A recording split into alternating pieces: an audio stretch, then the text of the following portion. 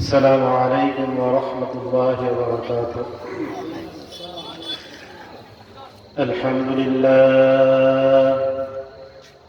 الحمد لله أستعينه وأستغفره ونعوذ بالله من شرور أنفسنا. من يهده الله فلا مضل له ومن يضلل فلا هادي له، ونشهد أن لا إله إلا الله وحده لا شريك له، ونشهد أن سيدنا وسندنا وحبيبنا ومولانا محمدا عبده ورسوله، صلى الله تعالى عليه وعلى آله وأصحابه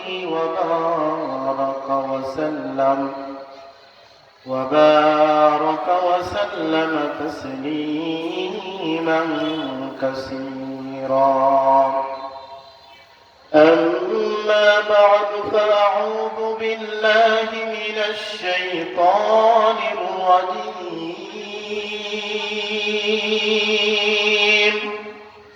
بسم الله الرحمن الرحيم. يا نساء النبي لستن كأحد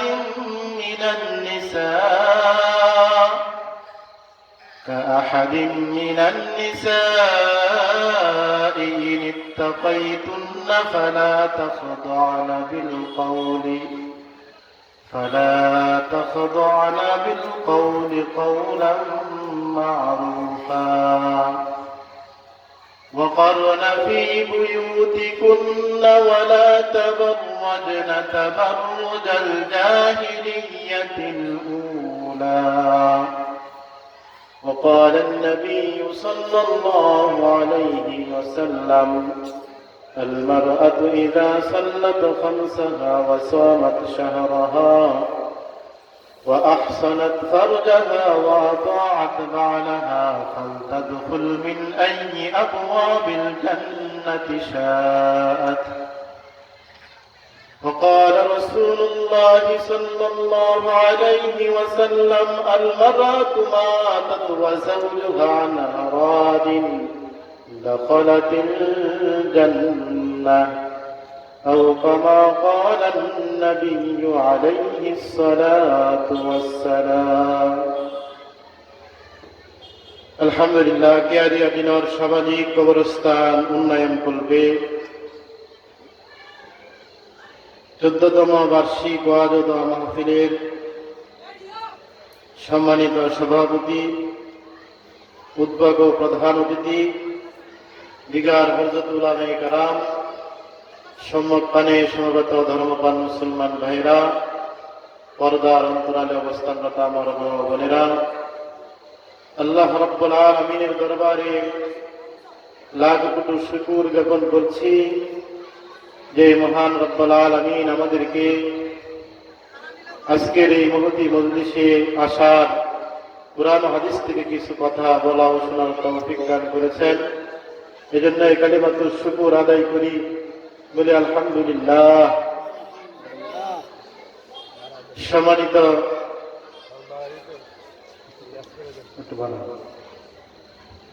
সম্মানিত মুসলিয়ানে কেরাম, সম্মানিত উপস্থিতি, আপনাদের সম্মুখে আমি কুরআনুল কারীম থেকে একটি আয়াত তেলাওয়াত করেছি। রাসূলুল্লাহ সাল্লাল্লাহু আলাইহি ওয়াসাল্লামের হাদিস থেকে দুইখানা হাদিস তেলাওয়াত করেছি। এই হাদিসের মূল উদ্দেশ্য এবং লক্ষ্য হলো মহিলাদের বিষয় নিয়ে। যেহেতু আমার সামনে শ্রোতার সংখ্যা কম, তার মানে পর্দার অন্তরালে শ্রোতার সংখ্যাই বেশি। এজন্য মহিলাদের বিষয়ে কিছু নসিহত করার জন্য দুইটি আয়াত, দুইটি হাদিস আপনাদের সম্মুখে তেলাওয়াত করেছি। এই আয়াত এর একটি শানে নজুল আছে। শানে নজুল বলা হয় যে আয়াতের পরিপ্রেক্ষিতে অর্থাৎ যে ঘটনার পরিপ্রেক্ষিতে যে আয়াত নাযিল হয় ওই ঘটনাটাকে ওই আয়াতের শানে নজুল বলা হয়।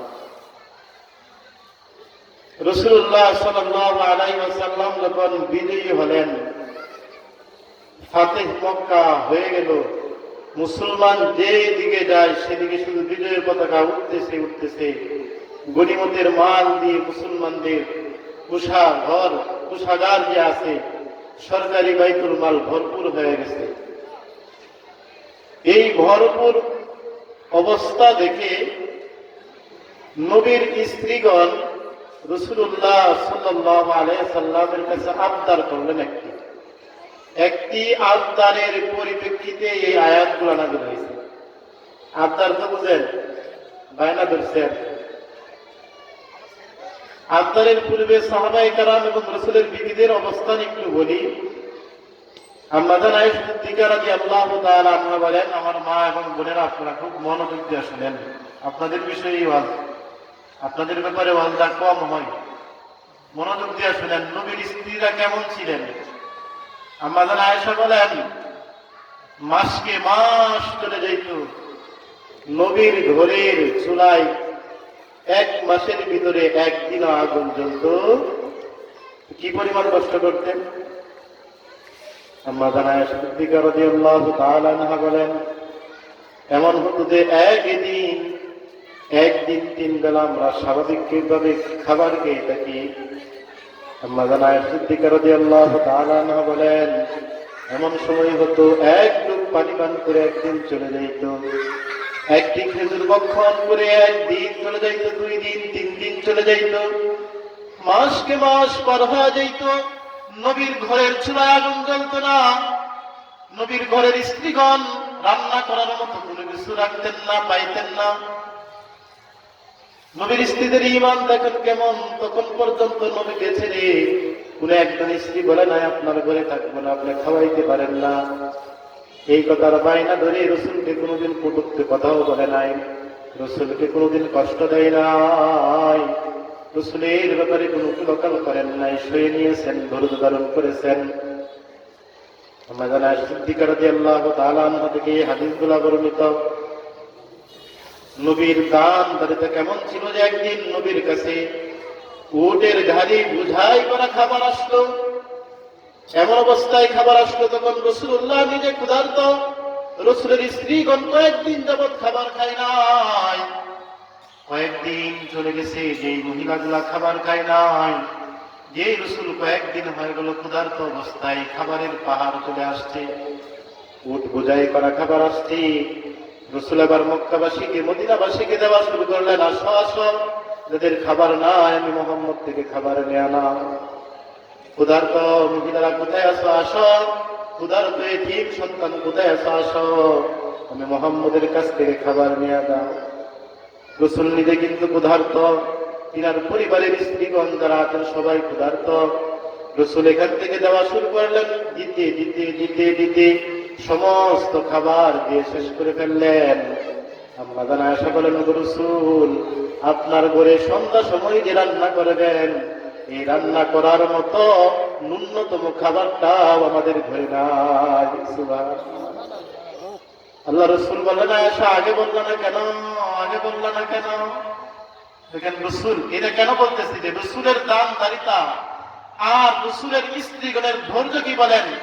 এতটুক বলার পরে আমরা যদি হইতাম বলতাম, গোলামের বুক তরকারি খাবার নাই, তুই কত খবর নাই, আমার কুয়ে দেওয়ার লাগে এখানে। কিন্তু আল্লাহ রাসূলের স্ত্রীগণ বিন্দু পরিমাণ কথা বলেন নাই, ধৈর্য ধারণ করছে। এই মহিলা যখন, এই আল্লাহ রাসূলের স্ত্রীরা যখন দেখলেন এত দরিদ্রতা অবস্থা থেকে ইসলাম বিজয়ী হয়ে বাইতুল মাল দিয়া, স্বর্ণ দিয়া, রূপা দিয়া ভরপুর হয়ে গেছে, আল্লাহর নবীর কাছে গিয়ে দরখাস্ত করতেছেন। বলেন, ওই মুহূর্তে দরখাস্ত করাটা একটু শৌখিন জীবনের জন্য এটা কি ইনসাফ না? এটা কি যুক্তিসঙ্গত না যুক্তির বহির্ভূত? যুক্তি সঙ্গত। দেখেন এবার আল্লাহ রাসূল সাল্লাল্লাহু আলাইহি ওয়াসাল্লামের কাছে নবীর স্ত্রীগণ চলে গেলেন। কেউ বলতে সাহস পায় না। উম্মে সালমা আয়েশাদেরকে ভালোবাসতেন রাসূল সাল্লাল্লাহু আলাইহি ওয়াসাল্লাম বেশি। আবদার করলেন, ওগো রাসূল, ইসলাম যখন দরিদ্র ছিল, আপনি তো জানেন দিনকে দিন আমরা ক্ষুধার্ত অবস্থায় পার করে দিয়েছি, দিনকে দিন চলে গেছে, আমাদের ঘরের মধ্যে ছোলা জলে নাই, আমরা সবর করেছি, দরদ ধারণ করেছি। ওগো সরকারে তো আলম নবী সাল্লাল্লাহু আলাইহি ওয়াসাল্লাম, এবার ইসলাম বিজয় হয়েছে, ইসলামকে আল্লাহ তাআলা ধনী বানায় দিয়েছেন, মুসলমানদেরকে আল্লাহ উন্নতি দান করেছেন, নবীকে আল্লাহ উন্নতি দান করেছেন, বিজয় দান করেছেন। এখন রাষ্ট্রে পোশাকারে খাবারের অভাব নাই। ওগো প্রিয় নবী সাল্লাল্লাহু আলাইহি ওয়াসাল্লাম, আপনি তো এমন সরদার, এমন বাদশাহ, দুনিয়ার সকল বাদশাদের বাদশাহ আপনি।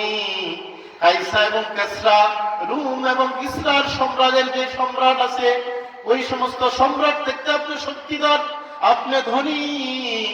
কিন্তু দেখেন ইসরার বাদশাহ যারা আছে, তাদের বউরা কত সুন্দর পোশাক পরি, কত সুন্দর খাবার খায়, কত শৌখিনতাময়, কত জাঁকজমক ভাবে চলা করে, কত চাকচিক্যপূর্ণ জীবন যাপন করে। কিন্তু বর্তমান সময়ে কিসরা এবং কাইসারের বাদশার যে আপনি ক্ষমতাধর বাদশাহ, সারা পৃথিবীতে একমাত্র এখন আপনার ক্ষমতা চলতেছে, ইসলামকে বিদ্যাঙ্গুলি দেখাবে এরকম কারো সাহস নাই। সুতরাং আমরা তো এরকম একজন বাদশার স্ত্রী, কিসরা এবং কাইসারের স্ত্রীগণ যদি এত সুন্দর ভাবে চলতে পারে, এত সুন্দর পোশাক পরতে পারে, জাঁকজমক চাকচিক্যতাময় লৌকিকতাময় জীবন যাপন করতে পারে, ওগো রাসূল আমাদের মাসিক মাইনাটা বাড়ায় দেন, যাতে আমরাও তাদের থেকে উন্নত মানের জিন্দেগি যাপন করতে পারি। বলেন, এই যে আবদার, এই যে দরখাস্ত, এই দরখাস্তটা কি যুক্তিসঙ্গত নয়? যুক্তিসঙ্গত। কিন্তু আল্লাহ তাআলার কাছে তারা যেই মডেলকে উপস্থাপন করেছে, এই মডেলটা পছন্দ হয়। কেন তোমরা বললা কিসরা এবং কাইসারের স্ত্রীদের সাথে তোমরা কেন নিজেদেরকে উদাহরণ দিলা? বাকি আবদার তোমাদের যুক্তিসঙ্গত, কিন্তু আমি আল্লাহর কাছে তোমরা কেন কাফেরদের স্ত্রীদের সাথে তোমাদেরকে তোমরা তুলনা করলা? এটা আমি আল্লাহর পছন্দ হয় নাই। আল্লাহ ডাইরেক্ট আয়াত নাযিল করে, ইয়া নিসা আন-নবী লাস্তুন্না কাআহাদিন মিনান নিসাই ইন ইত্তাকাইতুন্না ফালা তাখদাওনা বিল কাউল। হে নবীর স্ত্রীগণ, হে নবীর বিবিগণ, হে ইমানদারের স্ত্রীগণ, হে মুমিনের মহিলাগণ, স্ত্রীগণ, সারা পৃথিবীর মুমিনের স্ত্রীগণ, তোমরা শুনে রাখো কান খুলে, ইয়া নিসা আন-নবী, ইয়া নিসা আন-নবী, হে মহিলা, হে নবীর স্ত্রীগণ। এই নবীর স্ত্রীগণকে সম্বোধন করে পৃথিবীর সকল স্ত্রীদেরকে আল্লাহ তাআলা বুঝাইতেছেন, লাস্তুন্না কাআহাদিম মিনান নিসা, তোমরা সাধারণ কোন মহিলা নও, তোমরা কিসরা এবং কাইসারের স্ত্রীদের মতো তোমরা নও, তোমরা ডোনাল্ড ট্রাম্পের স্ত্রীর মতো মর্যাদাবান নও, তোমরা রাশিয়ার প্রেসিডেন্ট ভ্লাদিমির পুতিনের স্ত্রীদের মতো তোমাদের সম্মান নয়। তোমাদের সম্মান তো এমন, পৃথিবীর সমস্ত বাদশাদের স্ত্রীকে এক পাল্লাই রাখলে, আদনা থেকে আদনা একজন মুমিনের স্ত্রীকে এক পাল্লাই রাখলে, আদনা থেকে আদনা মুমিনের স্ত্রীর পাল্লা আমি আল্লাহর কাছে বেড়ে যাবে। সুবহানাল্লাহ। সুতরাং তোমরা যেই আবদার করলা, আবদার যুক্তিসঙ্গত, এটা আমার কাছে পছন্দনীয়, কিন্তু কিসরা এবং কাইসারের স্ত্রীর সাথে যে তুলনা করছে, এটা আমার কাছে পছন্দ নয়। বলেন, আল্লাহ রাসূলের স্ত্রীদেরকে যদি আল্লাহ এরকম ধমকি দিতে পারেন, আপনার স্ত্রী যদি ভারতের নায়িকার মতো ড্রেস করে, তাহলে তার অবস্থা কি হতে পারে? কথা বুঝাইতে পারছি? মা বোনরা তো শুনতেছে না, গল্প করতেছে, আর মনে কোনো রান্না করতেছে। গুরুত্বপূর্ণ আলোচনা।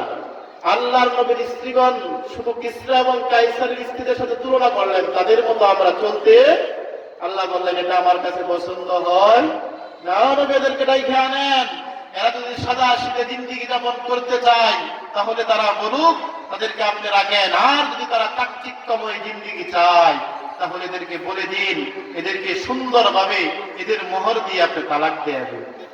কত কঠিন কথা আল্লাহ বলতেছে। আপনার স্ত্রীরা যদি আপনার সাথে স্বাভাবিকভাবে ইসলামিক পন্থায় জিন্দেগি যাপন করতে চায়, তাহলে তাদেরকে রাখুন, আর না হয় উত্তম পন্থায় দেন মোহর দিয়া, 3 মাসে 3 তালাক দিয়া তাদেরকে ছেড়ে দেন। এই আয়াত কে নাযিল করেছেন বলেন? আল্লাহ নাযিল করেছেন। আল্লাহ রাসূল তো পেরেশান। আয়াতের ডাকছে, আয়েশা দিকে আসো, দিকে আসো। একটা বিষয় তোমার কাছে আমি জানতে চাইব, এই বিষয়ের উত্তর তোমার বাবা আবু বকরকে ছাড়া, তোমার মাকে ছাড়া তুমি উত্তর দিও না। আল্লাহ রাসূল ভয় পাইতেছেন, যদি বইলা ফেলা আয়েশা তাকচিক্যময় জিন্দেগি চাই, তাহলে তালাক দিয়ে দিতে হবে। এটা কার পাইছে না? আল্লাহ পাইছে। এখন রাসূলুল্লাহ সাল্লাল্লাহু আলাইহি ওয়াসাল্লাম বলেন, আয়েশা তোমরা যে আবদার করেছো, আবদার তোমাদের দরখাস্ত, তোমাদের এই যে একটা চাওয়া, এটা আল্লাহর কাছে যুক্তিসঙ্গত, কিন্তু তোমরা কেন পশ্চিমাদের নারীদের সাথে তোমাদেরকে সাদৃশ্য মিলাইছো, এটা আল্লাহর কাছে পছন্দ হয় নাই। তোমরা যদি তাকতিক্যময় জিন্দেগি চাও, তাহলে আল্লাহ আমাকে বলছেন তোমাদেরকে তালাক দিয়ে দিতে। আর যদি সাধারণ জিন্দেগি চাও, তাহলে আল্লাহ বলছেন আমাদের সাথে থাকতে, আমার সাথে থাকো, আল্লাহ তোমাদের মর্তবা বাড়ায় দিবে। এই ফাইসালাটা তোমার বাবাকে ছাড়া তুমি কি করো না। উত্তর আয়েশা বলেন, রাসূল সাল্লাল্লাহু আলাইহি ওয়াসাল্লাম, আমার বাবার দরকার নাই, বাবার দরকার নাই। আমার মায়েরা শুনুন, আয়েশার ঈমানি স্পৃহা। ওগো আল্লাহ রাসূল, দুনিয়ার সব তাকচিক ক্ষমতা, সব শৌখিনতা, সব লৌকিকতা আমরা ছাড়তে পারি, ওগো রাসূল আপনাকে আমরা কখনো ছাড়তে পারবো না। আমার বাবার দরকার নাই, আমরা লৌকিকতাময় তাকচিক্যময় ইহুদি নাসারাদের মতো জীবনযাপন চাই না, আমরা জীবনযাপন চাই রাসূলুল্লাহ সাল্লাল্লাহু আলাইহি ওয়াসাল্লামের মতো।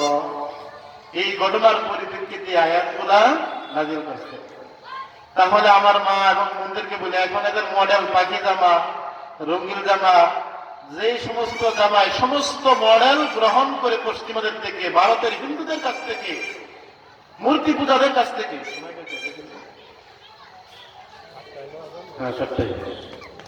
তাহলে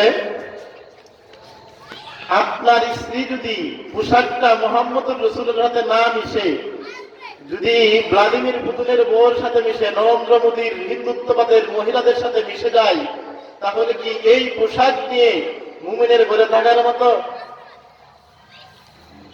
এই জন্য পোশাক নির্ধারণ করা আপনার আমার উপর একটা অত্যাবশ্যকীয়। মেয়ের জন্য, ছেলের জন্য, স্ত্রীর জন্য পোশাকটা যেন রাসূলুল্লাহর সুন্নাহ মোতাবেক হয়, পোশাকটা যেন স্বাধীনতার ভিতরে হয়, পোশাকটা যেন রাসূলুল্লাহ সাল্লাল্লাহু আলাইহি ওয়াসাল্লামের ইসলামী শরীয়তের মোতাবেক হয়। তাহলে এই সমস্ত পোশাক পরিধান করে যে নারী চলবে, ওই ঘরটাকে আল্লাহ দুনিয়াতে জান্নাতের বাগান বানায় দেবে। এরপরে আয়াত, ওয়াকারনা ফি বুয়ুতিকুন্না ওয়ালা তাবাররাজনা তাবাররুজাল জাহিলিয়াতিল উলা, وقرن في بيوتكن ولا تبرجن تبرج الجاهلية الأولى। হে দুনিয়ার নারীরা শুনে রাখো, মুসলমানের নারীরা, মুমিনের নারীরা, মুমিনের মায়েরা, আমার বোনেরা কান খুলে শুনে রাখুন, আল্লাহ নিজে ব্যক্ত ভাষায় বলতেছেন, وقرن في بيوتكن ولا تبرجن تبرج الجاهلية الأولى। তোমরা প্রয়োজনে ঘর থেকে বের হবা, ইসলামটাকে নিষেধ করে না। তোমাদের প্রয়োজনে স্কুলে যাবা, ইসলাম নিষেধ করে না। তোমরা প্রয়োজনে ডাক্তারের কাছে যাবা, ইসলাম নিষেধ করে না।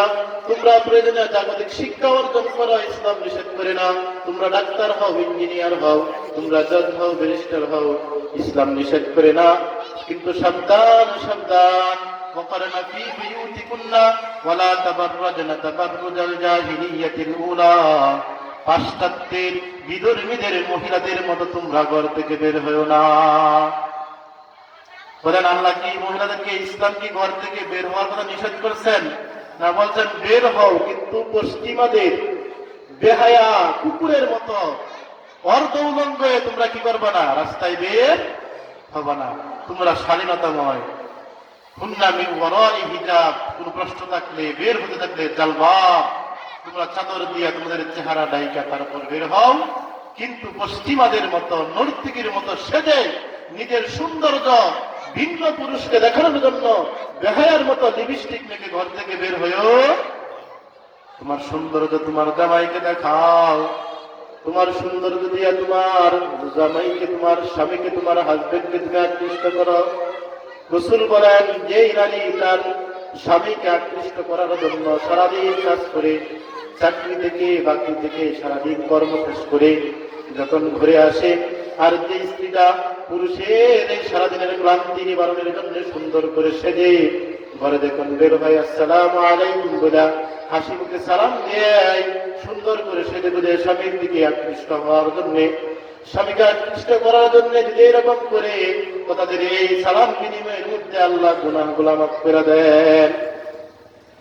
বলেন আল্লাহ রাসূলের হাদিস বলতেছে, স্বামীকে সুন্দর তো দেখাইলে গুনাহ মাফ হয়। কি মাফ হয়?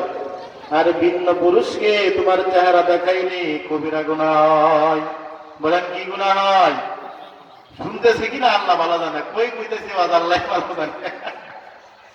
আল্লাহ, আপনি নারীদের অবস্থা দেখেন, জামাইয়ের সামনে যত রকমের যে পোশাকটা দিয়া পাতিল বুঝে ওইটা পরে, আর যখন শুনে গাও সে যাইতে হইব, যমুনায় যাইতে হইব, নিউ মার্কেটে যাইতে হইব, তখন লিপস্টিক মারতে মারতে 2 ঘন্টা চইলা যায় রেডি আর তৈরি শেষ হলো। বলেন তো এটা জামাইরা দেখাইতো যা না ভিন্ন পুরুষে দেখাইতো যা? যে নারী ভিন্ন পুরুষকে নিজের দিকে আকৃষ্ট করে সে কি বেহায়া না হায়াবান? কোন এটা লজ্জা আছে? এর শরম আছে? আর যেই পুরুষ এই লিপস্টিক মাইতে মাঝে লইয়া দেয় না বরবত পাই, সেটা দায়ুস। সালাসাতুন কাদ হারামাল্লাহু আলাইহিল জান্নাহ। আল্লাহ রাসূল বলেন, 3 প্রকার ব্যক্তির উপর আল্লাহ জান্নাতকে হারাম করে দিয়েছেন। তার মধ্যে একটা হলো দায়ুস, যে ওই পুরুষ যে দায়ুস, তো দায়ুসটাকে বলা হয় আল্লাযী, ওই ব্যক্তিকে বলা হয় যে তার অধীনস্থ নারীর ব্যাপারে পর্দা করায় নাই। তার বউ লাগে ভাইয়া একটা মারে যাও তোমার বাপের দিকে, আমি না থাকলে কে এসে বাপের কাছে যাই না, তোমার থেকে দরওয়াজা উন্মুক্ত, যাইতে যাইতে যাইতে যাইতে পরে বউ লই যাবে। এইগুলো দায়ুস। যে সমস্ত মহিলারা নির্লজ্জের মতো রাস্তাঘাটে ভিন্ন পুরুষের সাথে গপ্প গুজব করে আর ওই পুরুষগুলা কোনো কিছু বলে না, ওইটাও হারামি ওইটাও হারামি, দুটোটাই আল্লাহ রাসূলের বাসায় যাচ্ছে। এটা আমি বলতেছি না, রাসূল বলতেছেন। আর যে সমস্ত পুরুষরা, আমি অনেক এরকম পুরুষ দেখেছি 5 ওয়াক্ত নামাজ পড়ে দাঁড়িয়ে আছে, সুন্নতি লিবাস আছে, কিন্তু এই পুরুষটা যখন মহিলাকে কোনো জায়গায় নিয়ে যাইতে চাই, বিবাহ শাদী হোক, মার্কেটে হোক, রেস্তোরাঁয় হোক, তখন এটাকে সাজাইয়া বুঝাইয়া সুন্দর করে লিপস্টিক দেখায় মুখ খুইলে তারপর নিয়ে যায়। এই পর্দার বিন্দু পরিমাণ কোনো উপকার নেই। মানুষের সেন্সিটিভ স্বাভাবিক জ্ঞান এবং বিবেক থাকলে কোন একজন স্বাভাবিক মানুষ, লজ্জাশীল মানুষ, ভদ্র মানুষ এই সমস্ত অসভ্য কাজ কখনো করতে পারে না। এই জন্য আমার মা বোনদেরকে বলবো, কথাগুলোও যদি কঠিন হয় আপনাদের এটাকে মানতেই হবে, এটাকে মানতেই হবে।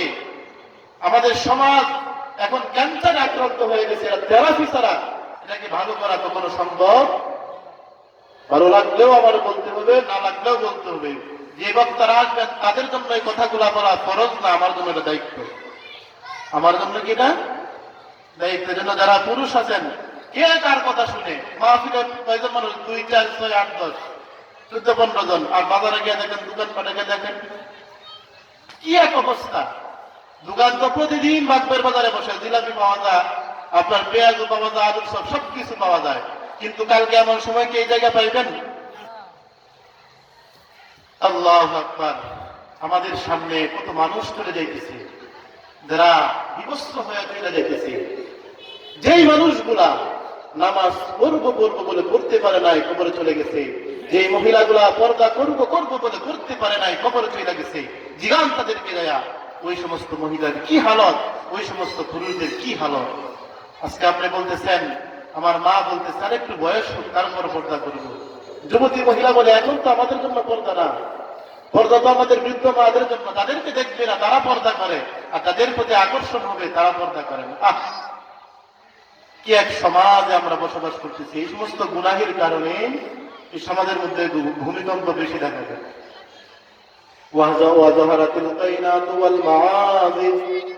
আমাদের 14টা আলামত নিয়ে ধারাবাহিক আলোচনা চলতেছিল, তার মধ্যে একটি আলামত ওয়াজহারাতিল কায়নাত ওয়াল মাআযিব। শেষ জামানার একটি কিয়ামতের ছোট্ট আলামত হলো সমাজের মধ্যে গান বাজনা, বেলাল্লাপনা, বেহায়াপনা বেড়ে যাবে। বিবাহ একটি সুন্নত, বিবাহ একটি ইবাদত, দুইটা নতুন জীবনকে ধর্মের শুধু একসাথে করে দেওয়া হয়, রাসূলুল্লাহর তরিকা একসাথে করে দেওয়া হয়। এটা সওয়াবের কাজ। এই সওয়াবের কাজটাকে আমরা না জানার কারণে বিভিন্ন বাজনার মাধ্যমে, নেশার মাধ্যমে পরিপূর্ণ একটি আমরা কবিরা গুনাহের একটি কবরস্থান বানায় নেই। পরিপূর্ণভাবে বিবাহটাকে, যেটা একটা রহমত ছিল সমাজের জন্য, আপনি জানেন সমাজে যখন ভালো কাজ হয়, শরীয়তের কাজ হয়, একটা শরীয়তের কাজের জন্য আজকের এই মাহফিলের কারণে পুরো এলাকার মধ্যে আল্লাহ রহমত নাজিল করেন। একটা বিবাহ যখন সুন্নত তরিকায় হবে, এই বিবাহের জরিয়া করে আল্লাহ পুরা মহল্লার মধ্যে রহমত এবং বরকত নাজিল করেন। আর আপনি জাহান্নামের বাজনা বাজায়া, আপনি শয়তানের ভাদ্য বাজনা বাজায়া আপনি ওই সমস্ত রহমত এবং বরকত পুরা এলাকা থেকে দূর করে দিয়েছেন। এই সমস্ত সমাজ, এই সমস্ত এলাকায় মানুষের আল্লাহ তাআলা আযাব দিবেন না, ভূমিকম্প দিবেন না, দিবেন নাকি? এই জন্য যে কথাগুলো বলতেছি এটাই প্রয়োজনীয় কথা। স্ত্রীকে সামলান, স্ত্রীকে লজ্জাশীল বানান, মেয়েকে লজ্জাশীল বানান। এখন থেকেই মেয়েকে ডাইস করতে দিবেন না। আমি তো দেখি আমার বক্তব্যে ছোট ছোট মেয়েরা এমন পায়জামা পরে আসে, এগুলা মহিলাদের জন্য পরা জায়েজ। কাসিয়াতুন আরিয়াতুন মুমিলাতুন মাইলাতুন লা ইয়াদখুলুনাল জান্নাতা ওয়া লা ইয়াজিদুনা রিহাহা। সরকারে দো আলম নবী সাল্লাল্লাহু আলাইহি ওয়াসাল্লাম ফরমান, কিয়ামতের ময়দানে, কিয়ামতের আগে একটি আলামত হলো যেমন একটি জামানা অতিক্রম হবে, এমন একটি জামানা আমার উম্মতের মধ্যে আসবে, কিছু কিছু মহিলা পোশাক পরার পরে উলঙ্গ থাকবে। বলেন পোশাক পরার পরেও কি থাকবে? উলঙ্গ থাকবে। এটাকে আমার কথা না, রাসূলুল্লাহর কথা। কাসিয়াতুন আরিয়াতুন মুমিলাতুন মাইলাতুন, পরা পোশাক পরে উলঙ্গ থাকবে। কাসিয়াতুন আরিয়াতুন মুমিলাতুন মাইলা, নিজেরা অপরকে আকৃষ্ট করবে, নিজেরা অন্য পুরুষের প্রতি আকৃষ্ট হবে। ওই সমস্ত মহিলা যখন বের হবে, পরা পোশাক পরে উলঙ্গ থাকবে। ইসলামে এদের জন্য পোশাক পরছে এরকম দর্তব্য হবে না। লা ইয়াদখুলুনাল জান্নাতা ওয়া লা ইয়াজিদুনা রিহাহা, এরা তো জান্নাতে প্রবেশ করবে না, করবেই না। এরা জান্নাতের গ্রাম পাবে না। অথচ জান্নাতের গান 500 মাইল দূর থেকে জান্নাতীরা পাইতে শুরু করবে, বলেন সুবহানাল্লাহ। কিন্তু এই সমস্ত বেহায়া নারীরা যারা টাইট ফিট জামা পরে, যার শরীরের উঁচু নিচু অংশ প্রকাশ্যে বোঝা যায়, তার সেন্সিটিভ কাপড়গুলা বাহির থেকে দেখা যায়, এরকম পাতলা পোশাক পরে আল্লাহ রাসূল অন্য হাদিসের মধ্যে বলেন, আসমান এবং জমিনের যত প্রাণী আছে সবাই এই বেহায়া নারীর উপর লানত করতে থাকে। আমাদের সমাজে এরকম বেহায়া আছে কিনা? এই 300 ফিট গেলে দেখা যায় কিনা? আপনার মেয়ে, আমার মেয়ে, আপনার বউ, আমার বউ এরকম বেহায়া হোক, সারা পৃথিবীর সমস্ত আসমান জমিনের যা কিছু আছে সবার লানত প্রাপ্ত হোক, এটাকে আমরা চাই? যদি না চাই তাহলে আলোচনা চিন্তা কি বুঝাইলাম এখন বলেন? এতটুকু বুঝাইলাম, আপনার মহিলাকে পর্দা করাইতেই হবে, এটা আপনার উপর ফরজ।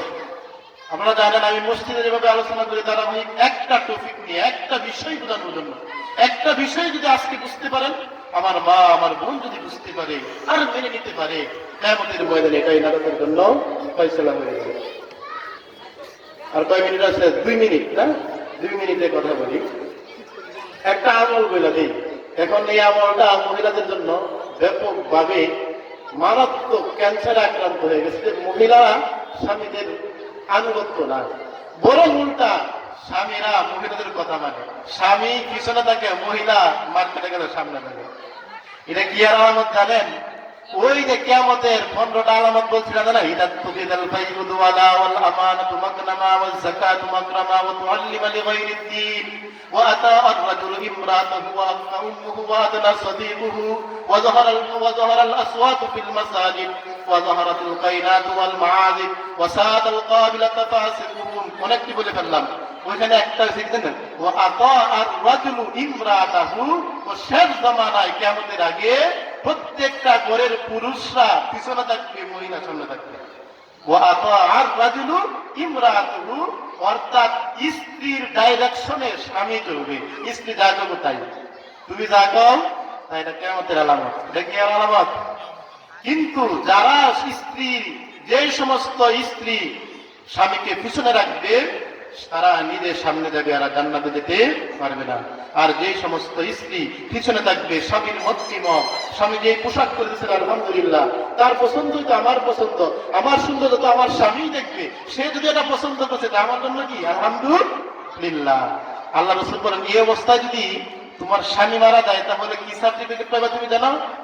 আল মারাতু মাতাত কোন মহিলা যদি এমন ভাবে মারা যায় ওয়াজাউজুহা আনহা রাদিন দাখালাতিল জান্নাহ, এমন অবস্থায় কোন স্ত্রী যদি মৃত্যু হয় যে অবস্থায় স্বামী স্ত্রীর উপর খুশি, বলেন স্বামী কার উপর খুশি?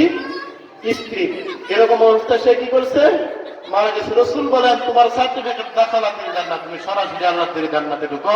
আল্লাহ তাআলা যে আলোচনা করলাম আমার মা বোনদেরকে আমাদের সকলকে আমল করার তৌফিক দান করুন। আমিন। ওয়া আখিরু দাওয়ানা আলহামদুলিল্লাহি রাব্বিল আলামিন। 1 ঘন্টা হলে ধারাবাহিক আলোচনা করতে পারতেন।